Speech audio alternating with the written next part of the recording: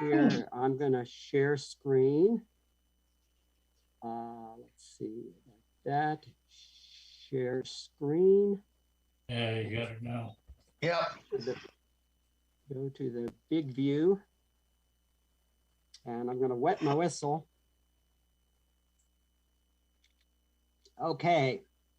We have been studying the book of Acts now for probably, 2 quarters and 1 month into the third quarter here. We'll be finishing up Acts 28 to next week. And then after that, we'll be starting a study on the Judges, remainder of this quarter and possibly a few weeks again into the following quarter. One of these quarters will probably get back online again. So I am Werner Krutzler for any that might later be watching this on YouTube and do not know who I am. So today we're going to be doing the Acts of the Apostles, second to the last chapter. This is chapter 27, Paul's journey to Rome. Now, I have a confession to make here. I have read Acts chapter 27 several times, many times, but until last week, this was the first time I ever studied Acts chapter 27. And as those of you who have taught know, there's a lot of difference between just reading a chapter and studying a chapter, and then going even further, studying a chapter in order to teach that chapter. So, and I found this actually a very interesting chapter. But last week, Acts 26, we have Paul making his defense before King Agrippa and others. And I have defense there because it really wasn't a defense, because he hasn't really been charged with any crime. He hasn't killed anyone. He hasn't committed a blasphemy. He hasn't stolen. He's not a robber or anything. It's just that the Jews don't care, particularly the Sadducees don't care for his teaching about the resurrection, and especially the fact that Jesus was resurrected from the dead. Now, Festus, after Paul appeals to Caesar, he now had the task of sending Paul to Caesar. That was a good thing. It got rid of him. So he no longer was a headache for him, but now he had to send charges to the emperor. You just can't send him to the emperor saying he's appealed to you without any charges. But unfortunately for Festus, King Agrippa is no help. He just agrees with those earlier conclusions made by the tribune in Jerusalem, conclusions made by Festus and Felix, that Paul had done nothing to deserve death or even to deserve to be imprisoned. So Festus will have to send him to Rome. Now, Luke, when Paul was arrested in Jerusalem, he does state the contents of the letter that the tribune sends to Felix, but he does not do the same thing with regard to the letter that Festus had to send along with Paul to Nero. And likely those would have been in a letter, and that would have been sealed with Festus's seal. So let's get into Acts chapter 27. Paul sails for Rome. And when it was decided that we should sail for Italy, specifically Rome, but I don't believe there's a port at Rome, so they sailed to the nearest port. They delivered Paul and some other prisoners to a centurion of the Augustan cohort named Julius. Now we have, so when it was decided, I guess the decision came from Festus and his council. Decided, Paul has appealed to Caesar, so we got to send him. Now we have the we here, and as you know from earlier studying the book of Acts, the we indicates when Luke is traveling with them. So we know Luke has been with Paul, not necessarily in his presence, but has been in Judea since Acts 21. Traveled with them from Asia, from Greece to Jerusalem, Acts 21. When we came to Jerusalem, the brothers received us gladly. On the following day, Paul went in with us to James. So Luke was with Paul when they went and visited James and the elders in Jerusalem. And embarking in the ship of Andromedium, this was along the coast of Asia. So we know that this ship is not going to get them all the way. Although Herod made some improvements to the port of Caesarea, it is not a port which can handle the large ships that are typically travel between Rome and Asia. So this is going to be an intermediate ship, and they go to a different area. It's sort of like getting on the plane in Colorado Springs and then having to go to Denver or Dallas or something like that to go on to your destination. So they get on this ship and they're going to be going to Asia. And he's accompanied by Aristarchus. And we met him earlier. He's one of those traveling with Paul, delivering the gift, the financial gift to the churches in Jerusalem. And it might be that Aristarchus was one of those prisoners here that is mentioned. We'll see that in, I guess, Colossians there. And then here's Andromedium. It's between Ephesus and Troas. And you see the circle here: Ephesus, Smyrna, Pergamum, Sardis, Philadelphia, Laodicea, and there's Thyatira. And these are the 7 churches of Asia. So just looking for some ships here, Roman ships of the time. You know, you don't see all the oars here. The ships that have all the oars there are military ships. And here's another one here. And then here's another one. This is the biggest of the ones I found, but still it is not the size of the one that would have been taken Paul to Rome. You see the pilot up here, the helmsman up here, and we read that the ship that Paul gets on later to go to Rome is carrying grain to Rome and has 276 passengers. So you can see from the size of this ship that, you know, if you put 276 people on there, they're going to be packed in there. So Aristarchus, we see here in Acts chapter 20, verses 2 through 5, that he, along with these other men here, were men representatives of various cities, and they were in charge of making sure the contribution got to Jerusalem there. And then here in Colossians 4:10, Paul addresses in the conclusion that Aristarchus was his fellow prisoner. And then we also see Aristarchus mentioned in Philemon there. So it's conclusive that Aristarchus was with Paul during his time when he was held for his trial before Caesar. What about Silas and Timothy? Last time we saw Silas was with Paul in Corinth. He, along with Timothy, brought funds, much needed funds, to Paul in Corinth so he could go pretty much full time into ministry. And then later we read of Silas under the name of Silvanus as being co-authors along with Timothy of 1st and 2nd Thessalonians. And then later Silas under the name of Silvanus is associated with Peter, and Peter lists him as possibly as the amanuensis or scribe who wrote, putting pen to paper for 1st Peter. Timothy, last mention of Timothy by name is in Acts with Paul in Troas. But if he's part of the we passages, then he would have went to Jerusalem.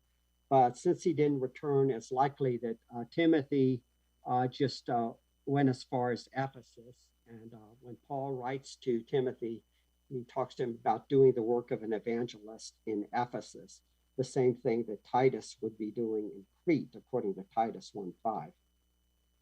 So they leave Caesarea and they make it to Sidon the next day. That's a seaport just north of Caesarea. And Julius, he's the Roman centurion who's in charge of making sure that Paul gets there. He treats Paul kindly and gives him leave to go to his friends and be cared for. Now, there's no mention earlier in the book of Acts of Paul ever making it to Sidon, but he probably did. and he had some friends there. So this indicates that Julius had some trust in Paul. Probably didn't let him go by himself. Probably had some soldiers as an escort, but Julius treated Paul kindly. That reminded me of an incident back in Genesis 39. The Lord was with Joseph and showed him steadfast love and gave Joseph, the prisoner there, favor in the sight of the keeper of the prisoner. So maybe the Lord is giving Paul, is having Julius give him favor, or maybe just Julius knows Paul's situation and knows that he really didn't, that he didn't kill anyone. He's not a treasonous person. He's not a robber. So maybe treating him kindly for that reason. So they put out to sea from there, and we sailed under the lee of Cyprus. We'll have that lee 3 times here, and that's just sailing on the sheltered side, sheltered from the wind, because the winds were against us. And when we had sailed across the open sea along the coast of Cilicia and Pamphylia, we came to Myra in Lycia. Now that's the first mention of this town and this province in the book of Acts. So the centurion has quite a bit of responsibility here, not only guarding the prisoners, but also finding transport. When they left Caesarea, they did not exactly have, accommodations. You go here, you get on another ship here, because it depends upon the conditions of the ship. What ship is there that is going in the directions you want to go. So he found another ship there sailing for Italy, and then put us on board. That would be Paul, Aristarchus, and the other prisoners. So here's the journey so far. Paul here was arrested in Jerusalem, and then he's taken to Caesarea. They make a stop in Sidon, and then they stop here in Myra, which was a large port. So they traveled about 570 miles. A little information on Myra. It was a major shipping port where huge grain ships could be found on the coast of Asia Minor. Now, the ship they were on was going to be going up the coast of Asia Minor toward Troas, so that wouldn't have helped them. Egypt supplied a large percentage of Rome's grain, as much as a third, so they needed a huge number of ships to transport it all the way from Alexandria to Rome. There was hardly anything more important to Rome than its grain. That's food, and they needed that, especially during the winter months. So this shipping was priority number 1 for the empire, and the grain on the ship was priority number 1. The passengers just gave the owner of the ship additional revenue, but it was the grain that was the priority. Grain ships would try to make the circuit twice in 1 year, and this was the second. This was the most dangerous one. They'd be traveling close to the winter months. Always questionable, because when winter hit, the winds made transport impossible. So at this time, late fall, and we'll see evidence that this trip was in late fall, things were always anxious and hurried to make it on time.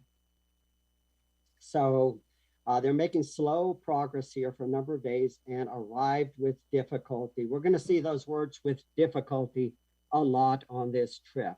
This is a vacation. It's not a vacation, but this is one of those trips where everything seems to go wrong. And by the time you make it to your destinations, you're just happy to be alive.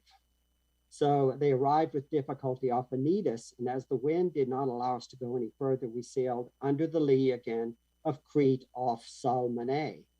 Coasting along it with difficulty again, we came to a place called Fair Havens, near which was the city of Lasea. So most of the towns we're going to be encountering now will be ones that we have not encountered before in the book of Acts. So here is Fair Havens, and it looks like a pretty nice place to be, but they said they didn't want to stay there. The captain and the owner of the ship and the centurion, they didn't want to stay there because of the strong winds. You could see them coming down the valley there. So they decided to go about 40 miles further to the west to a better protected port. So So now they're down here in Fair Havens, right in here, and they decide they're not going to stay there. They're going to try and make it here because of a better port. Since much time had passed and the voyage was now dangerous because even the fast was already over. So this also gives an indication of the time that it is, we're into autumn here, winter's approaching.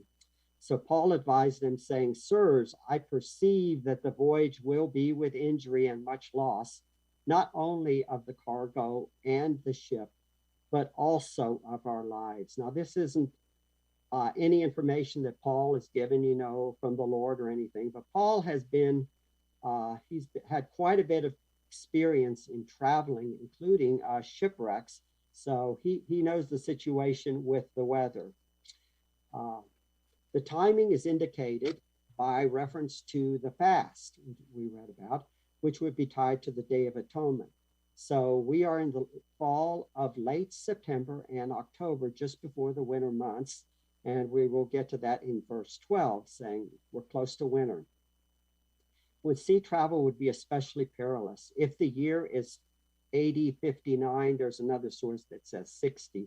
But the source of this information is because we know that it is a little bit past 2 years of Festus being governor there of Judea.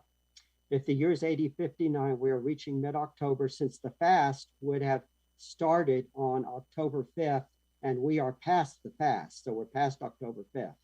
Sea travel was normally not undertaken after mid-September, and we're close to mid-October, and was avoided altogether from November 11th to mid-March. The expression mare clausum, the sea is closed, mark this period. So pretty much no sailing from November 11th to mid-March, unless you're a military ship or some sort of emergency.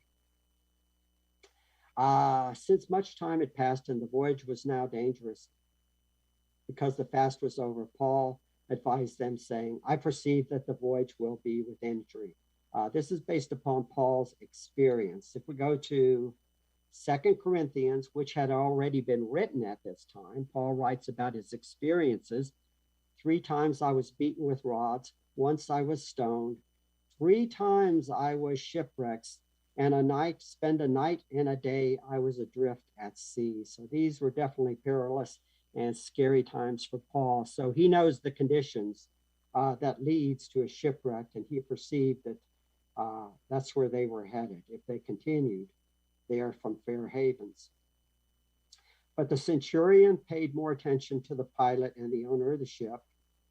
They didn't want to stay in Fair Havens because of the winds. They wanted to move west because of a better harbor. Because the harbor was not suitable to spend the winter in due to the winds, the majority decided, perhaps the owner, the pilot, and the centurion, or the passengers on the ship, not including the prisoners, the majority decided to put out to sea from there on the chance that somehow they could. There's a lot of possibilities or probabilities. The chance that somehow they could doesn't sound, maybe, might have, would have, should have. The chance that somehow they could reach for Phoenix, a harbor of Crete, 40 miles to the west, with a port facing both southwest and northwest, and then spend the winter there. So they weren't going to make it to Rome. So here is Fair Havens, where they were, and then they were going to try to make it to Phoenix, which is right over in here. So Crete is 155 miles long, and they're in the middle trying to make it to there. And then here's Phoenix Harbor, and then there's the harbor right here. And of course, this side is facing northwest, and this is the side that's facing southwest. So this gave better protection from the winds than did the harbor there at Fair Havens. Now, when the south wind blew gently, supposing that they had obtained their purpose, they weighed anchor and sailed along Crete close to the shore. So the winds, so things, so far so good. The winds are blowing in the right direction to take them those 40 miles. But then soon a tempestuous wind called the northeaster struck down from the land. Now, the word tempestuous, based upon the Greek word typhonikos, from where we get the word typhoon. But soon a typhoon wind called the northeaster struck down from the land. So it was coming down from the mountain peaks there on Crete, from Mount Ida.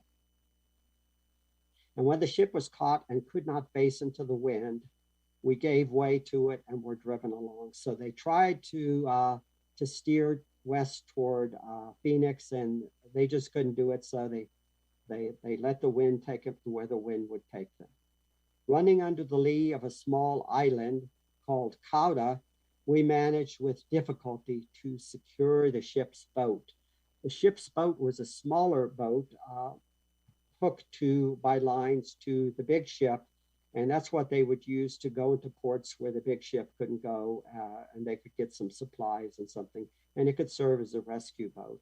But apparently it had taken on water and was dangling, and they needed to secure it in place. So they took the advantage of running under the lee of this small island to secure the boat. So here is where they were by Fair Havens, and they're trying to make it over here, sail this way, but the wind was blowing this way, blowing them down this way. So rather than going here, it took them all the way down to Cauda. So here's Mount Ida, and then this is where the wind was blowing down from the top of this 8,000-foot mountain. And here's the island of Cauda. Here's the wind blowing. So you see the cliffs right here, and then this would have provided some shield for them. This is 6 miles wide here.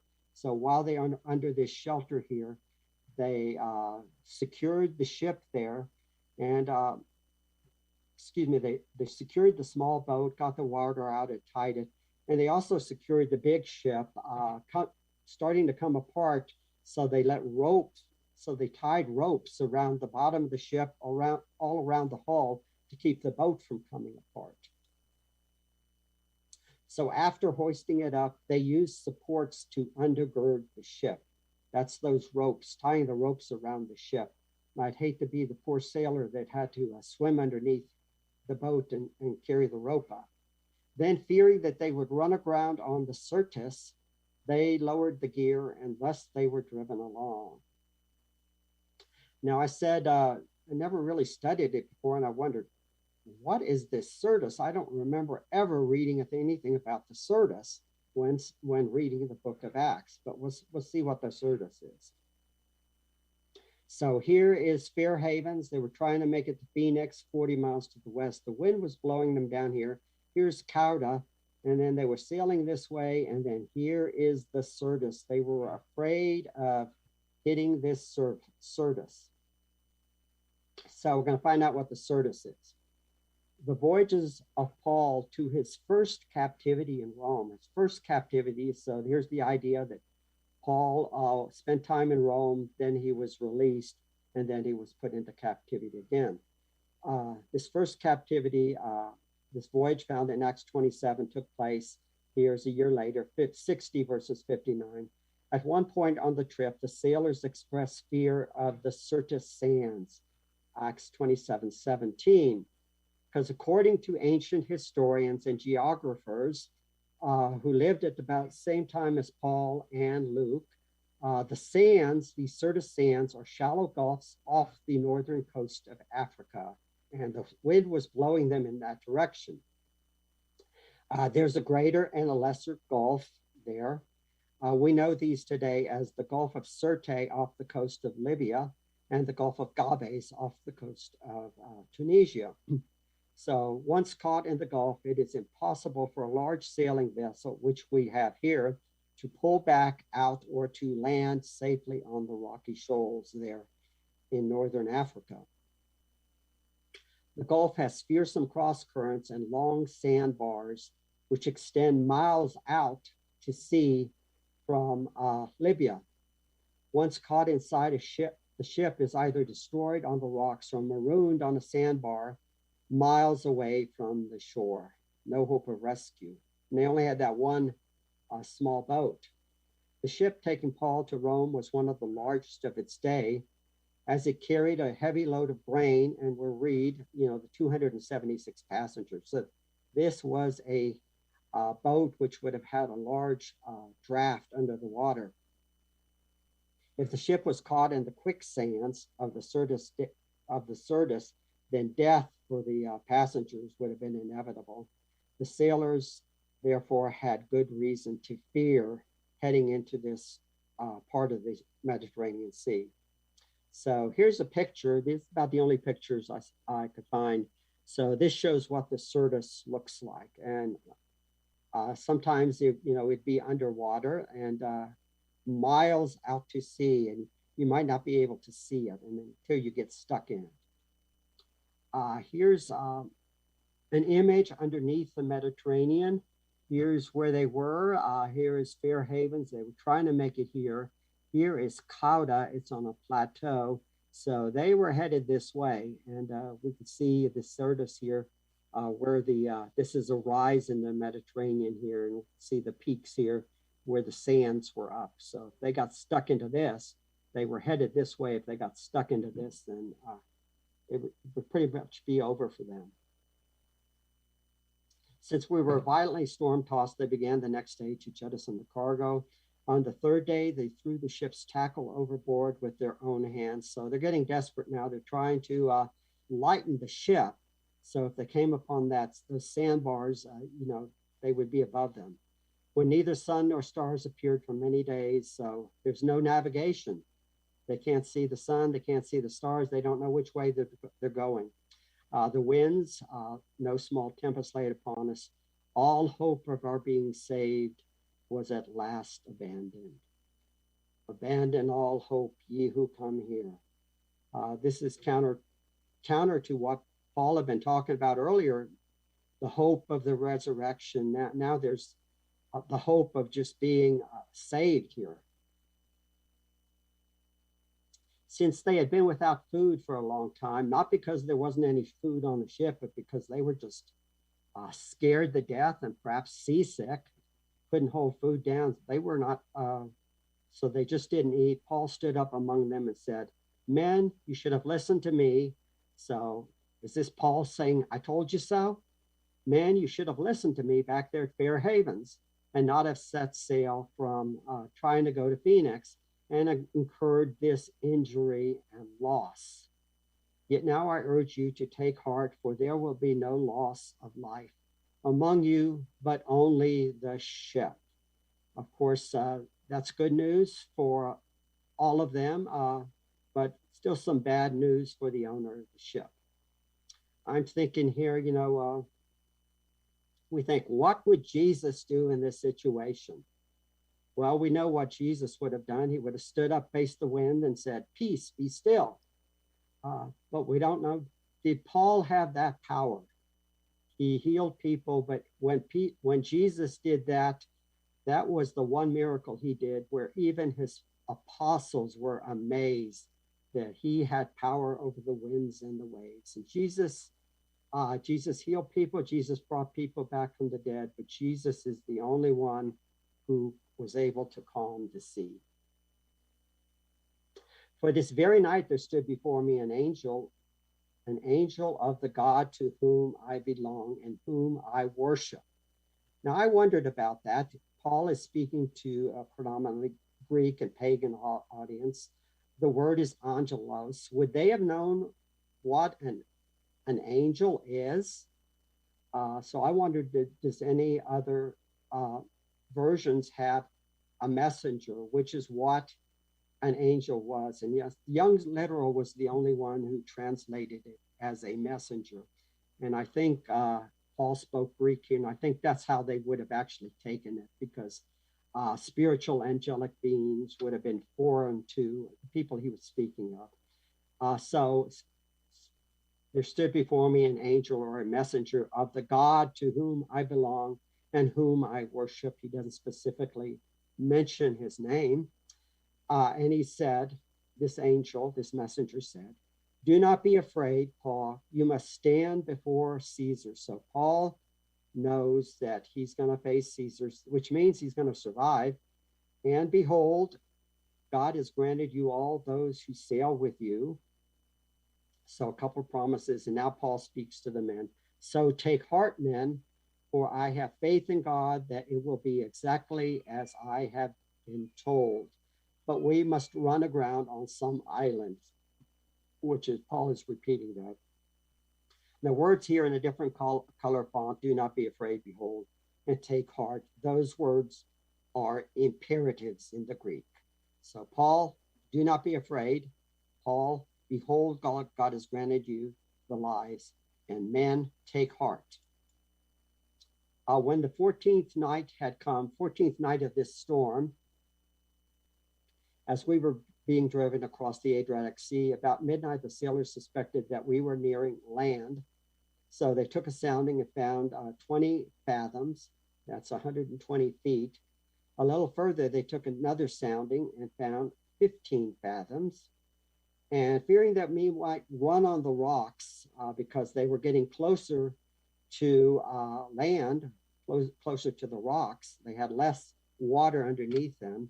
Fearing that we might run on the rocks, they let down 4 anchors from the back of the ship, the stern, and prayed for day to come, because they were taking these soundings at midnight, and they could not see where they were going or what was ahead or around them. So here's the journey so far. They were going to go from Fair Havens to Phoenix here, but the wind came down from Crete, this nor'easter, and took them by Cauda. They were heading in a southwest direction, fearing this Syrtis, and then all of a sudden, perhaps the winds change, and then they're headed toward, the winds take them to an island here. So here we are now. So here's Malta here, and we see that Malta is on a plateau here.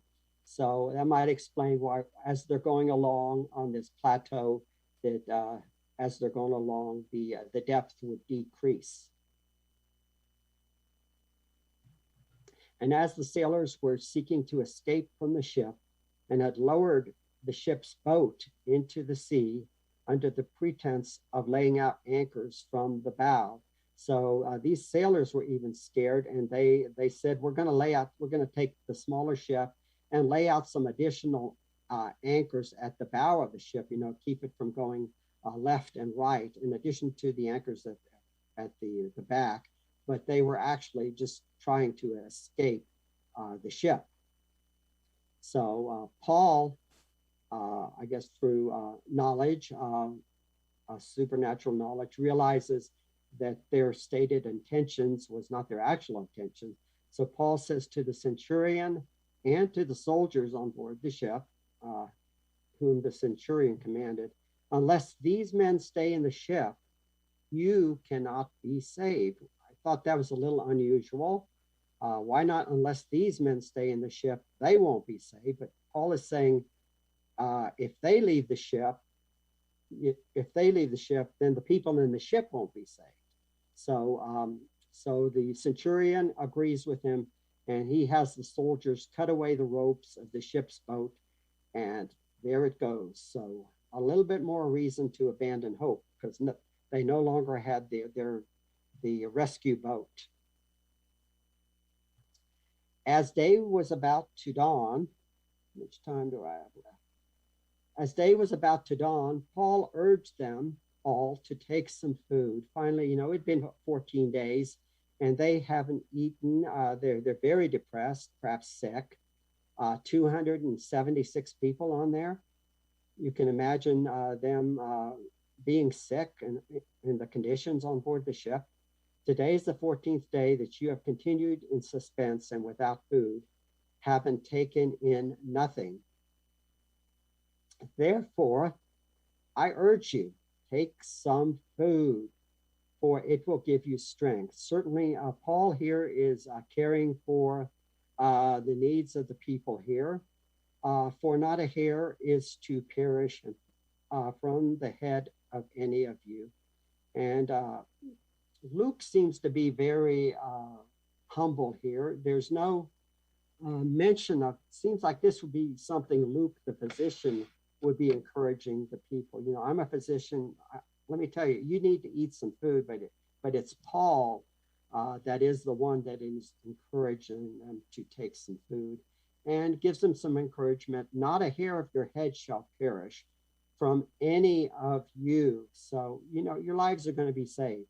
So take some food, give you nourishment, give you strength. And when he had said these things, he took bread and giving thanks to God in the presence of all, he broke it and began to eat. Reminds you a little bit of the Last Supper there, doesn't it?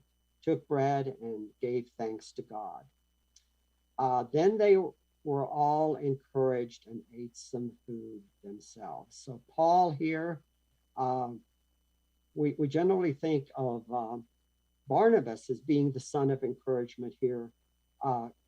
Barnabas as being the son of encouragement. Here we see Paul himself being the son of encouragement and taking care of those on the ship by encouraging them to take in some food. And then finally, verse 37, we'll get the information that there was 276 persons in the ship. Now, if you have a study Bible, you'll see maybe a footnote here that says some manuscripts state that there were only 76 persons in the ship. And that actually sounds more believable, but there's majority of texts have 276 persons. In addition to the grain, which was the primary, the money-making cargo on this ship. And when they had eaten enough, they lightened the ship, throwing out the wheat into the sea. That really had to stick in the throat of the poor owner of the ship. He's going to lose all his income. He's going to lose his ship, but he's going to gain his life. So something good comes out of it. The shipwreck, Paul's fourth shipwreck. Remember the three earlier.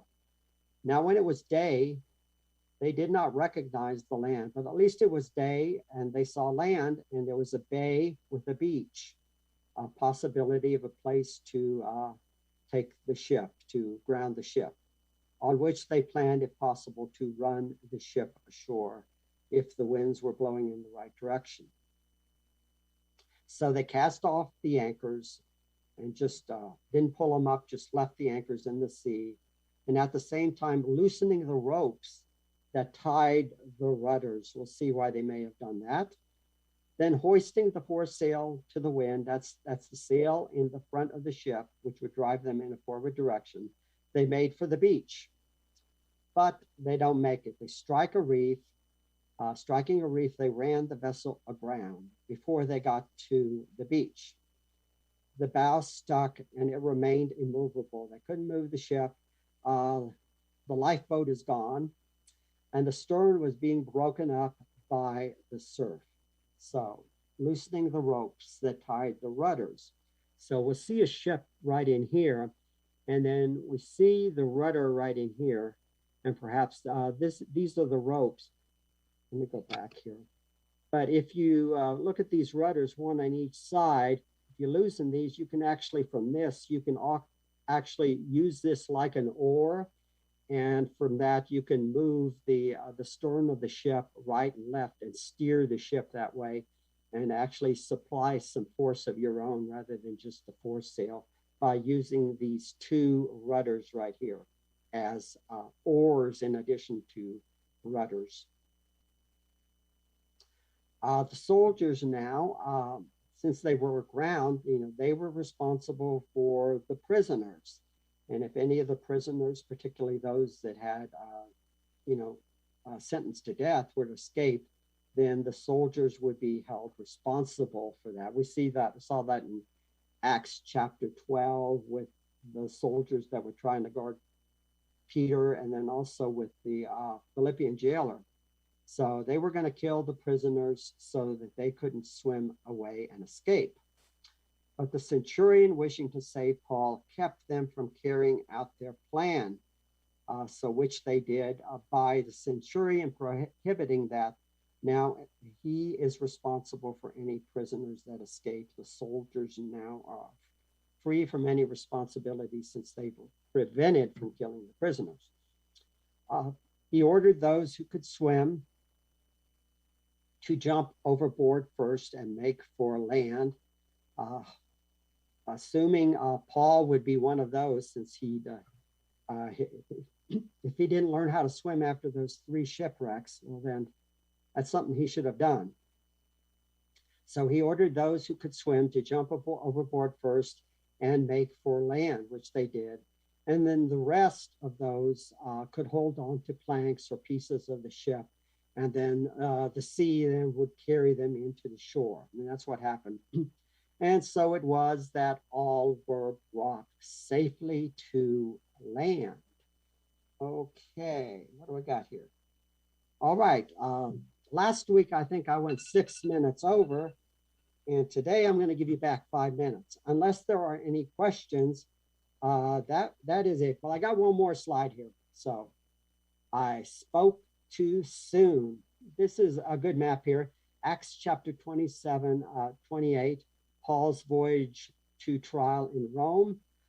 Took 6 months to sail the 2,000 miles. Now I read, if you make this journey and everything goes your way, the winds are in your favor, you catch ships at the right time, everything goes your way, this trip takes 5 weeks. They took 6 months to make the journey. Of course, 3 of those months would be spent wintering in Malta. And then we see here, it's autumn.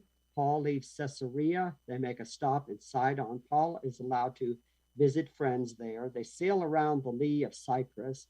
They go to Mura here. Mura is where they catch an Alexandrian ship from Alexandrian grain ship here in Mura. This is a deep water port. The ship he was on here earlier is going to be sailing up to Andromitium, so that doesn't do them any good. So they get on this other ship here, and then they're sailing along to Cydnus here, and then going down to Crete here, and then the winds take them down here, and then this is where they encounter the nor'easter. They're trying to winter in Phoenix, so they weren't going to make the trip. This is the second journey. This is the winter journey, so chances are you don't make it. So they were going to go to Phoenix, but they don't make it there to Phoenix. So the wind blows them down here. They're worried about the Syrtis here, and then the winds change, and then it takes them up here. And then ship runs aground at Malta. The waves beat it into splinters. But as Paul promised, because of what the angel told them, no one would die, but they would lose the ship. And then they winter there for 3 months. And then chapter 28 next week will be the voyage from Malta to Syracuse, to Rhegium, to Puteoli, and then to Rome. Any questions?